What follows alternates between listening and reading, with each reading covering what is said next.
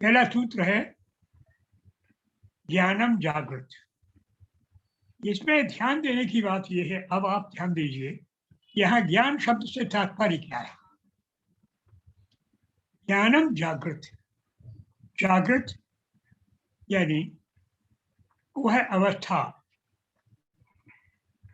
सामान्य व्यक्ति की वह अवस्था, सामान्य व्यक्ति लगाइए, ये योगी की बात नहीं हो रही, सामान्य व्यक्ति की वह अवस्था।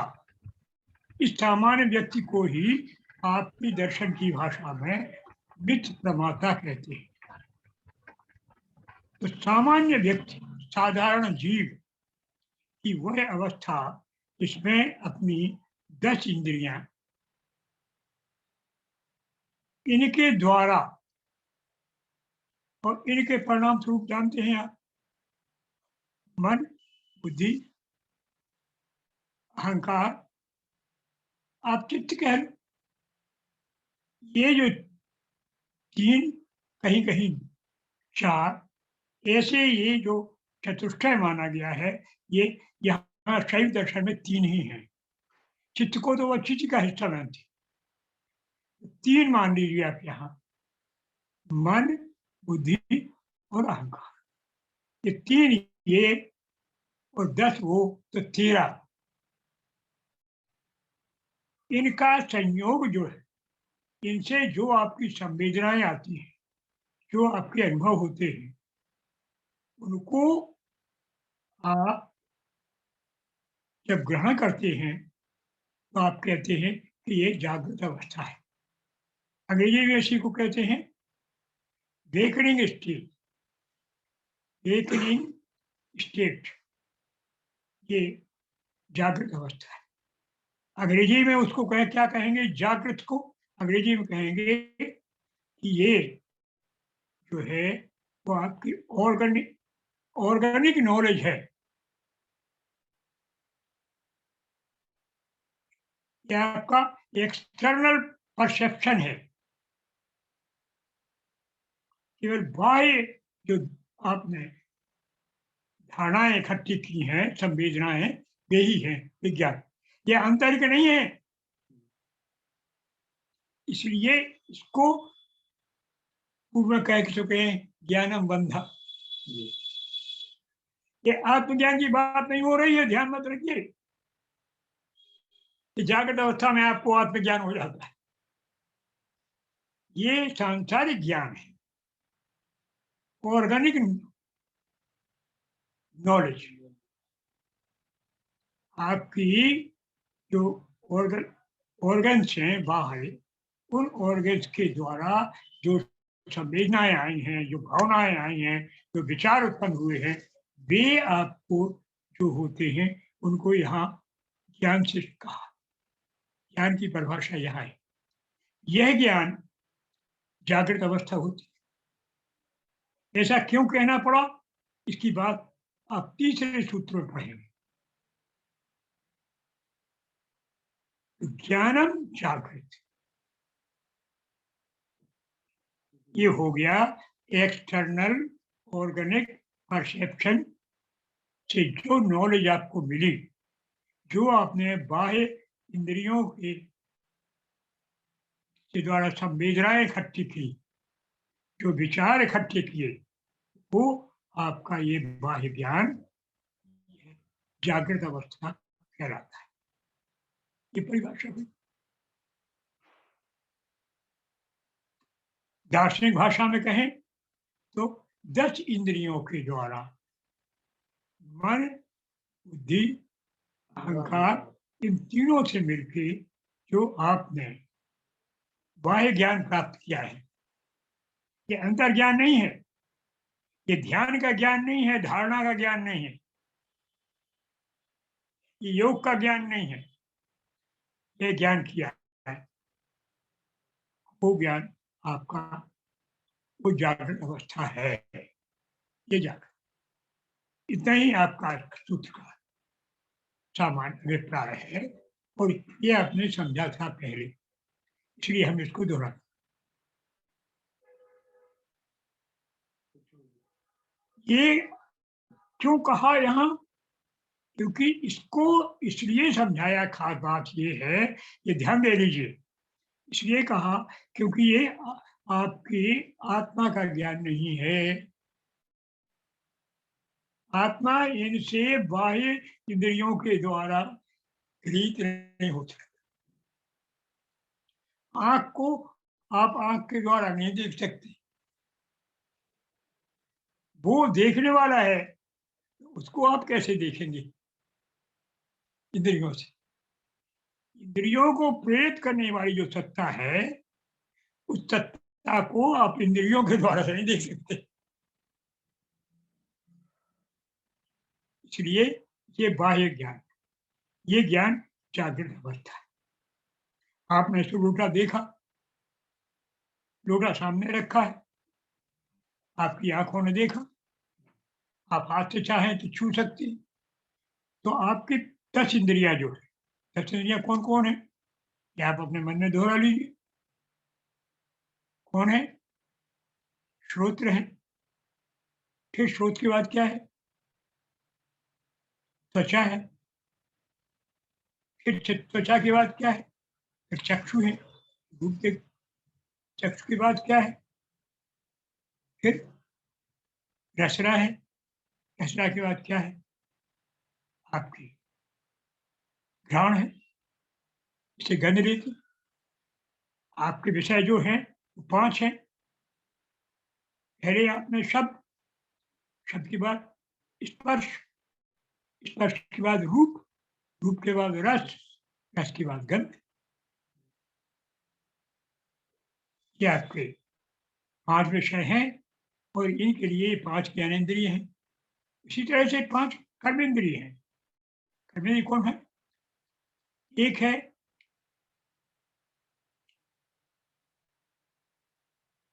मुख, इसको तो क्या कहते हैं? वाक। इसको क्या कहते हैं? वाक। पाक, पाणी, पाद, पाक माने पाणी हाथ, पाद पैर, पाक पाणी पाद, वायु और उपस्थ, मलद्वार और मूत्रद्वार।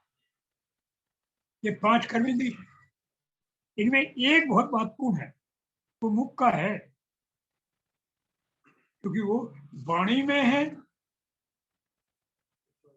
और वो रस में है। थोड़ी इंद्रिय मौजूद है वहां। इसलिए कहते हैं योगी लोग कि इस पर का अधिकार करो। ये दोनों है, ज्ञानेन्द्रिय में भी शामिल है वो कर्मेंद्रिय। जब वाणी बोलते हैं तब आंख मुख से बोलते हैं, जब रस लेते हैं तो जो रस लेती है, तो दोनों जगह गिनी हुई,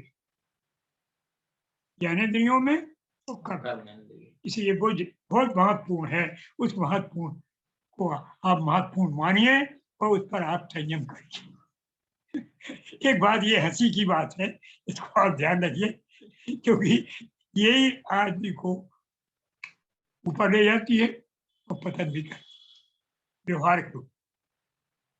तो ये हुआ इस सूत्र का सामान्य भाव,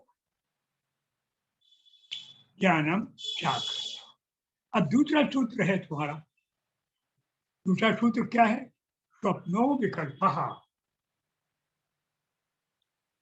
स्वप्न विकल्प है। स्वप्न अंग्रेजी में इसको ड्रीम कहते हैं, सामान्य अवस्था है। आप क्या होता है इस दार्शनिक भाषा में? इस समय आपकी कर्मेंद्रिय तो रहती नहीं, ज्ञानेन्द्रिय भी नहीं रहती यहाँ, क्योंकि वो सामने काम नहीं करती। आप सुन रहे हैं वो शब्द, क्या काम करता है कि इसके जो संस्कार हैं यहाँ, वो रह गए हैं। आपने देखा है प्रत्यक्ष, अब देखने के बाद देखने का संस्कार बचा, उसको किसने रखा? आपके पास जो अंतःकरण चतुष्टय है, वो अंतःकरण चतुष्टय नहीं इस समय चैतन्य है, ये सब। तो संस्कार जो मन में थे आपके,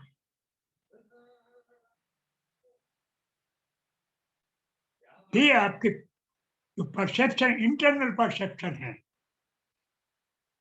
ये आपके पास लगे। आपने देखा था, देख रहा याद है, आपने थाली देखी, कटोरी देखी, कटोरी का चित्र मस्तिष्क में मौजूद है। यही है विकल्प, इसको कहेंगे आप इंटरनल परसेप्शन, जो मस्तिष्क में पड़ी हुई छाप, यही विकल्प है। भ्रम न हो जाए आपका कि विकल्प वो जो होता है कि आजकल ऑब्जेक्टिव जो रखे जाते हैं, वैकल्पिक विचार है, वो भी विकल्प है, लेकिन अकेले वैकल्पिक विचार नहीं, वैकल्पिक भावनाएं, चित्र, ये सब समाहित है। इसलिए आंतरिक जो आपने धारणाएं बनी हुई हैं, जो चित्र बने हुए हैं, जो आपने जागृत में लिए हैं, इन सबकों का संयोजन, वियोजन, ये कौन करता है? आपका अंतःकरण, बुद्धि, अहंकार और मन, ये सब उसको जोड़ तोड़ के वो चित्र बना रहे हैं। इसलिए ऐसे चित्र भी बनते हैं जिनको आपने कभी देखा नहीं। स्वप्न में आप देखते हैं चिड़िया दूध देती है, अब चिड़िया दूध देती तो दिखी नहीं, लेकिन दूध देखी, आपने गाय देखी और उड़ती हुई चिड़िया देखी। अब मन ने बनाया चित्र, वहां का दूध वहां का उड़ना, दोनों मिला दिए। तो संयोजन वियोजन का कार्य भी मन करता है। यजुर्वेद में शिव संकल्प नाम का सूत्र है, सूक्त है। उस सूक्त में 6 मंत्र हैं। उन 6 मंत्रों में मन की इन तमाम शक्तियों का बहुत बढ़िया विवेचन किया है। वो 6 जो मंत्र हैं, वह पूर्ण विवेचन है। मन की क्रियाएं कैसे, क्या क्या खेल करती है, क्या क्या नहीं, ये सब खेल है। ज्ञान वही कर रहा है, जोड़ रहा है पुराने से नए को। गीता में कहा है, बार बार महाराज लोग समझाते हैं आपको, स्मृति, ज्ञान, अपोहन, ये 3 मुझसे होते हैं। ये क्या है? ये वही है, खेल कर रहे हैं। ये एक ही चीज के 3 भेद हैं, अपोहन, स्मृति और ज्ञान। कभी जब फिर चर्चा होगी तो शैव दर्शन की अपोहन की चर्चा करें, क्योंकि अपोहन की चर्चा आपको जानना भी आवश्यक है। ध्यान रखिए, अपोहन के कारण ही ये संसार में भेद उत्पन्न होते हैं। ये विभिन्न भेद पैदा हुए हैं, ये उसी अपोहन शक्ति का, माया का काम ही अपोहन है।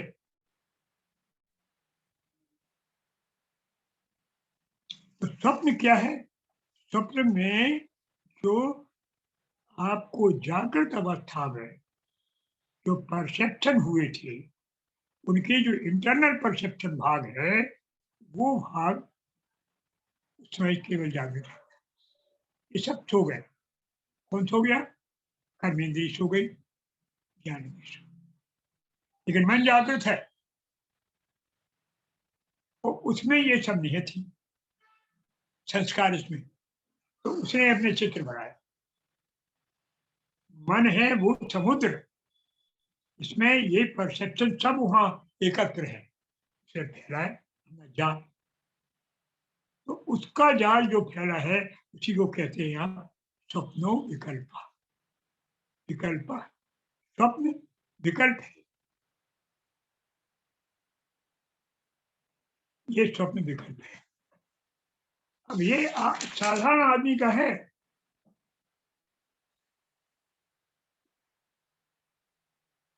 ये विकल्प जो किसका है? सामान्य आदमी का, योगी का विकल्प नहीं है।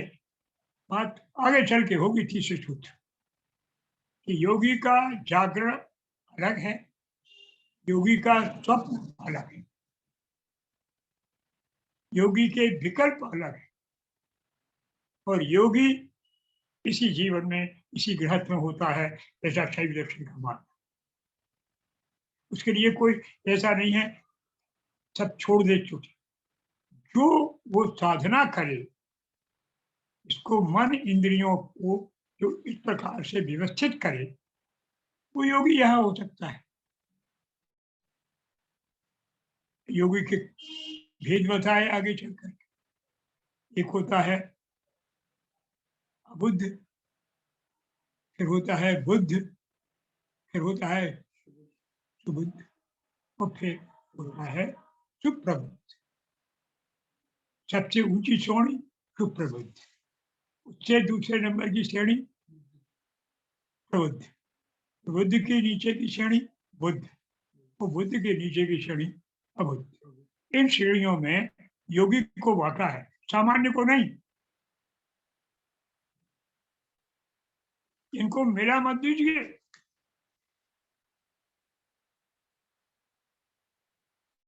ये आगे चल के आपको तीसरे सूत्र में है, ये पहले और दूसरे सूत्र की बात होगी। अब तीसरे सूत्र को समझिए ध्यान में, क्योंकि इसमें ये तीनों हैं।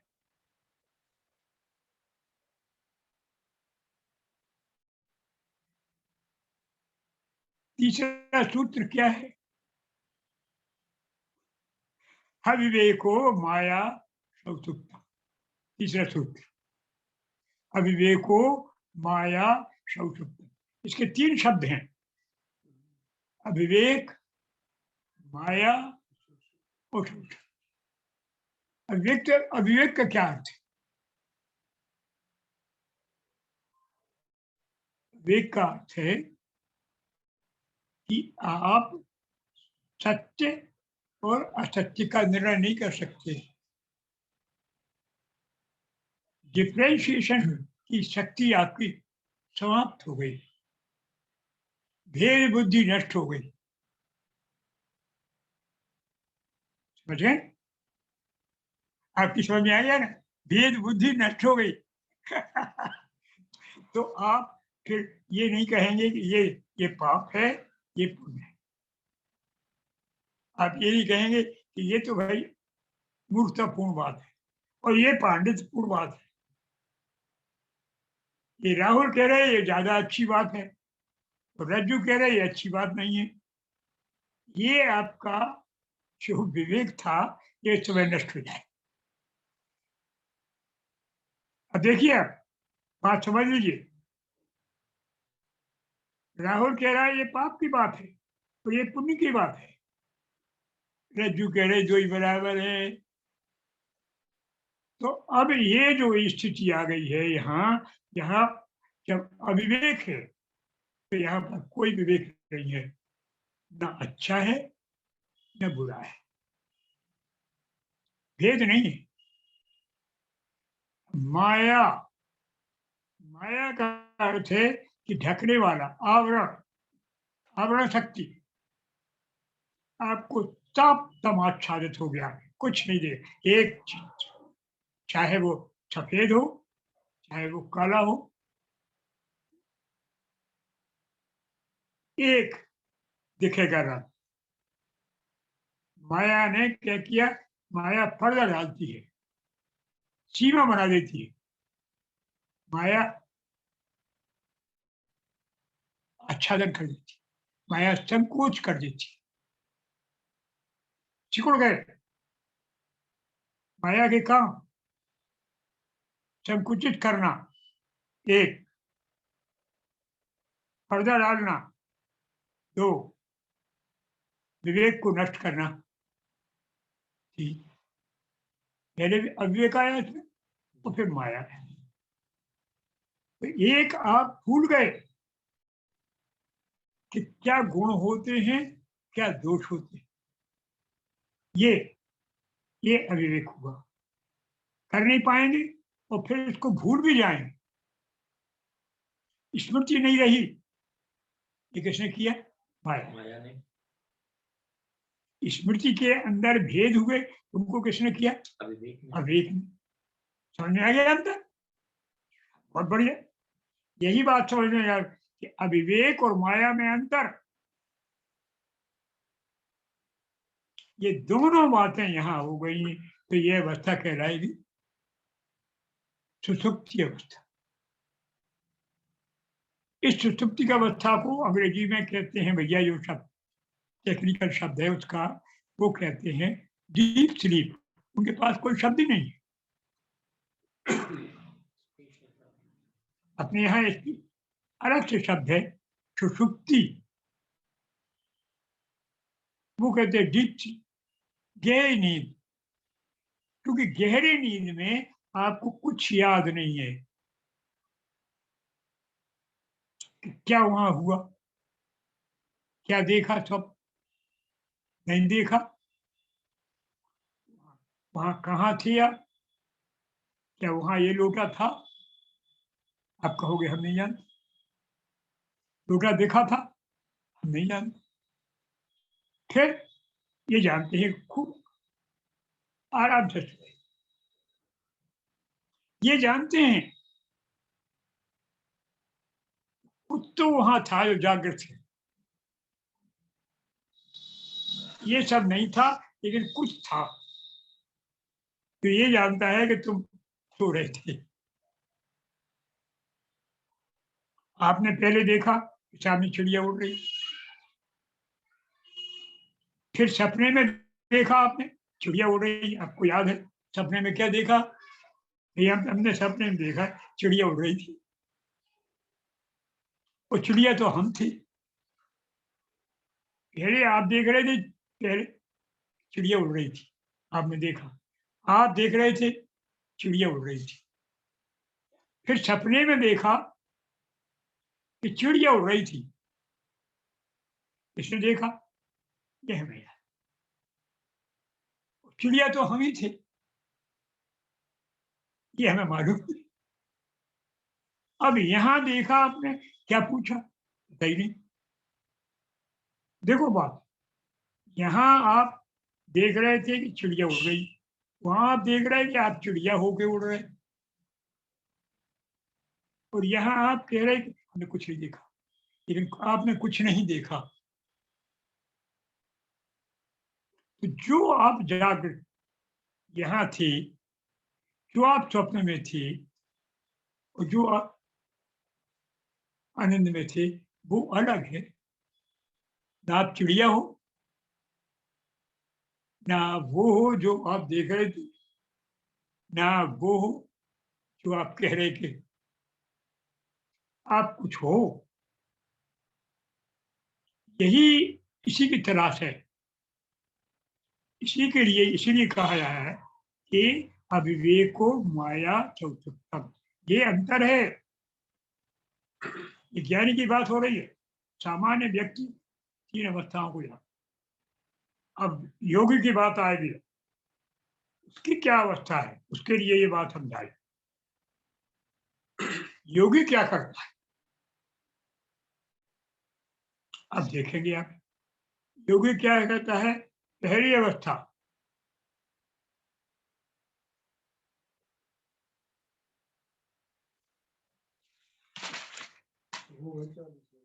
अप्रबुद्ध धिया, पहला होता है अप्रबुद्ध, अप्रबुद्ध धिया।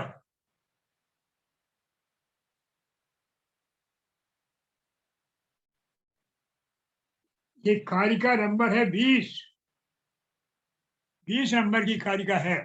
इसमें ये बताया है कि योगी की अवस्था क्या होती है। कारिकाएं जिन्होंने नहीं पढ़ी हैं, ये सब इस तरह समझ लें। क्या करता है योगी? अब देखिए योगी की स्थिति, योगी जो होता है वो अपने स्वरूप को जानने के लिए जो प्रयत्न करने लगे, उसको योगी कहते हैं। यहाँ शैव दर्शन, जो भी सामान्य जीव मिथ्य प्रमाता जिसको, क्या कहते हैं यहाँ शैव दर्शन में? मित्र प्रमाता। वो योगी कहलाने लगता है जो ये प्रयत्न करता है कि हमारा स्वरूप है क्या, हम क्या है, इसके लिए जो प्रयत्न करता है। अब उसमें भेद है। पहले में क्या करता है, पहला प्रकार का योगी क्या होता है, ये अब प्रबुद्ध है। क्या है उसकी स्थिति कि धिया त्वेते स्थिति स्थगन बोधता। वो केवल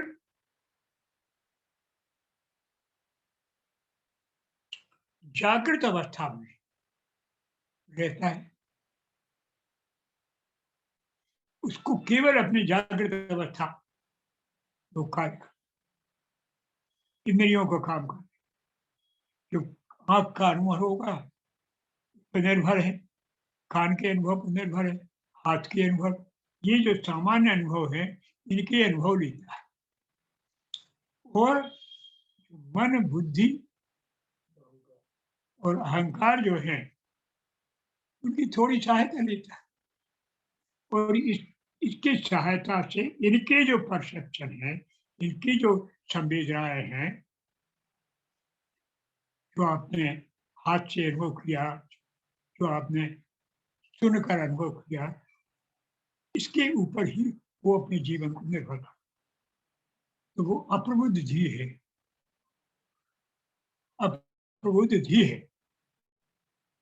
क्योंकि वो इससे परे नहीं जानना चाहता। अप्रबुद्ध धिया स्व स्थिति स्थगन हो देता, वो इन्हीं पर निर्भर करता है पूरे का।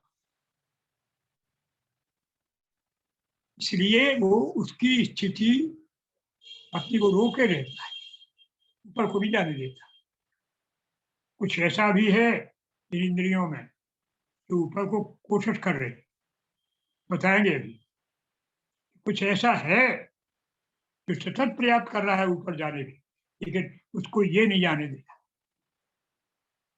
वो पातियंत दुरुत्ता है, जो बड़ी कठिनता से पार करने वाला है, ऐसी इस संसार की मार्ग में डले रहते हैं। वो हमेशा वो यही कि दुख हुआ सुख हुआ, पाप कर लिया हमने, अरे राम राम राम, पापो हम पाप करना। अब हमें नहीं, हम नहीं तार सकते, कोई तार जाए हमको। उसको ये भूल याद नहीं रहता है कि तुमने ये भी सुना है कि तुम किसी बड़े बाप के बेटे हो, कोई मास्टर माइंड है इस प्रकृति के पीछे। तो तुम सामान्य तो नहीं हो। आदमी के प्रयत्न देखो क्या क्या करती है। तो कुछ ऐसा प्रयत्न भी हो सकता है जैसे ये सतत का दुख खत्म हो जाए। ये विचार आता ही नहीं, इनको ये विचार नहीं आता। ये योगी प्रयत्न करने पर अपने आप को फिर निरुत्साहित कर देते। अरे हमको तो फला व्यक्ति ने कहा था तुम मूर्ख हो, हम तो मूर्ख हैं, हम भैया पढ़े लिखे नहीं। विपरीत पंडित जी कह रहे थे कि तुम तो बेकार हो, तो नरक में डरने ये जाने वाले थे, नरक में रहे, हम क्षुद्र हैं। तो जी अगर घर का यही बात, तो योगी तो हैं, आप प्रयत्न करेंगे, हर बार गिर जाएंगे, क्योंकि आपके भीतर जो योग के लिए आपको, इसने आपको कमर कस के आप चले हैं, उस पर आप कैसे हो गया आपका प्रयत्न। आपका प्रयत्न भैरव प्रयत्न नहीं रहा, तो नीचे गिरोगे, तो गिरोगे तो इसी में पड़े रहोगे, फिर कोई उद्धार करने वाला आने वाला नहीं, क्योंकि तुम्हारे भीतर ही उसने आज्ञा दी थी, तुमने उसको ही धकेल दिया। अब दूसरा, ये प्रबुद्ध है। प्रबुद्ध में क्या है कि वो उस भीतर की आवाज को समझता है, तो लगा रहता है। फिर वो गुरु को मिलता है, शास्त्र मिलता है। शास्त्र की जहां आदेश मिला उसको उसको मान लेता है। इच्छा शक्ति दृढ़ है। उद्यमो भैरवः, उसका उद्यम भैरव हो जाता है। 1 पॉइंट पैसिव नहीं, उसका जो ध्यान है वो एक बिंदु पर होता है पूरा। ये शास्त्र वचन, सत्शास्त्र का वचन, ये गुरु का वचन, ये हमें ऊपर ले जा रहा है। तो वो आज्ञा मिलती है उसकी, तो फिर वो क्या करता है,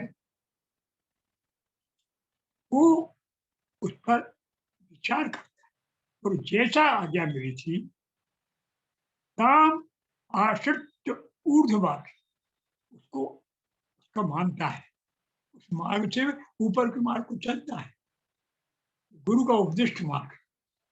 फिर वो इधर उधर नहीं देखता, उसका प्रयत्न फिर एक ही दिशा में होता है, अनेक दिशाओं में नहीं होता। और वो वहां पहुंचता है, सूर्य और चंद्र दोनों जहां डूब जाते हैं। कौन सी अवस्था? चंद्र कौन, सूर्य को, इरा और पिंगला। एक है चंद्र, एक है प्राण, एक है अपान। अपान है चंद्र और प्राण है सूर्य। प्राण और अपान गीता में जो कहा है, प्राण को अपमान में हवन कर दो, ये वो करता है गुरु के कहने से। गुरु के कहने से वो ये क्रिया करता है, हटता नहीं है इधर उधर। और विश्वास है कि इसके करने से हम ऊपर जाएं। यह भी विश्वास, सच्चे विश्वास के साथ करेगा, नीचे जाए, क्योंकि इसमें बड़ा खतरा है। तो किया, खतरे पहले से बताता है गुरु, तो यही पक्का करता है।